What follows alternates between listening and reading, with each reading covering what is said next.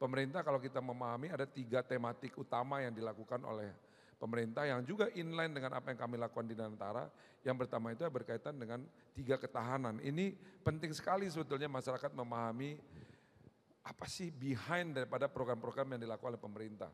Nomor 1 itu adalah mengenai ketahanan pangan. Bahwa kita believe pangan ini adalah salah satu hal yang paling penting dan fundamental bagi bangsa dimanapun. Karena itu pemerintah berupaya bahwa bagaimana kemudian Indonesia memiliki ketahanan pangan. Kalau kita lihat ada program-program dari pengembangan sawah, ya, kemudian juga distribusi pupuk yang diperkuat dan lain sebagainya, kemudian juga pembangunan koperasi merah putih.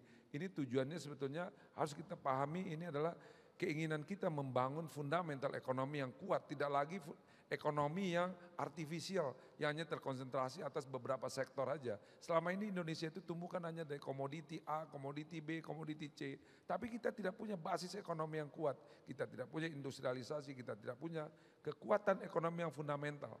Inilah yang dilakukan oleh pemerintah hari ini itu betul-betul masuk ke sektor yang kita harapkan itu menjadi fundamental bagi pembangunan Indonesia ke depan. 1 misalkan tadi kita bicara mengenai ketahanan pangan.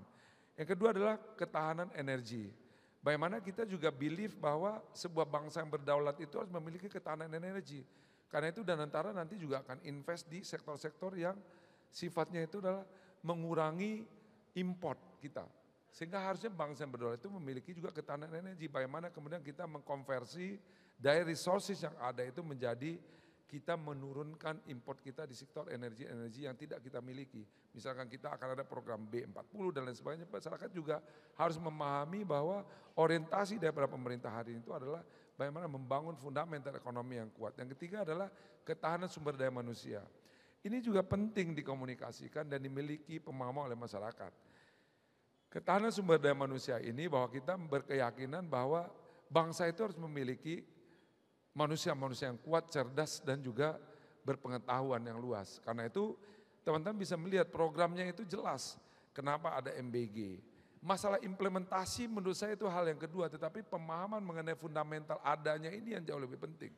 Kalau implementasi kita bisa kritisi, kita bisa memberikan masukan. Tapi kita harus yakin bahwa banyak rakyat kita, orang-orang anak-anak kecil kita yang memang tidak berkecukupan secara gizi. Generasi apa yang akan kita ciptakan ke depan? Stunting dan lain sebagainya. Makanya programnya itu adalah terlepas dari implementasinya mesti perlu diperbaiki, tetapi itu adalah program ekonomi ya, yang dilakukan oleh pemerintah dan juga ketahanan daripada sumber daya manusia. Yang impactnya juga menjadi engine of growth ekonomi di pedesaan dengan nanti ya seluruh supply-nya dilakukan oleh pemerintah desa. Contohnya yang kedua sekolah rakyat. Kenapa pemerintah begitu berkeyakinan dan membuat sekolah rakyat? Karena kita yakin ketahanan sumber daya manusia ini adalah future daripada Indonesia. Gizinya cukup, pendidikannya cukup.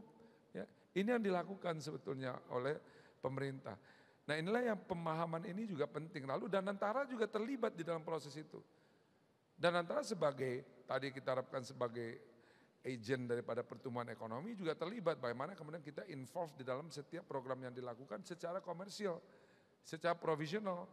Nah ini penting sekali juga dikomunikasikan supaya kita melihat bahwa seringkali kalau ini bisa kita komunikasikan artinya para pelaku dunia usaha, kemudian investor juga optimis bahwa ke depan ekonomi Indonesia itu akan memiliki fundamental yang kuat. Kalau kita memiliki tadi ya, memiliki pangan kita cukup, energi kita dan lain sebagainya. Ini juga menyebabkan saya yakin banyak juga investor asing yang melihat ini sebagai peluang untuk makanya tingkat investasi di Indonesia masih baik gitu.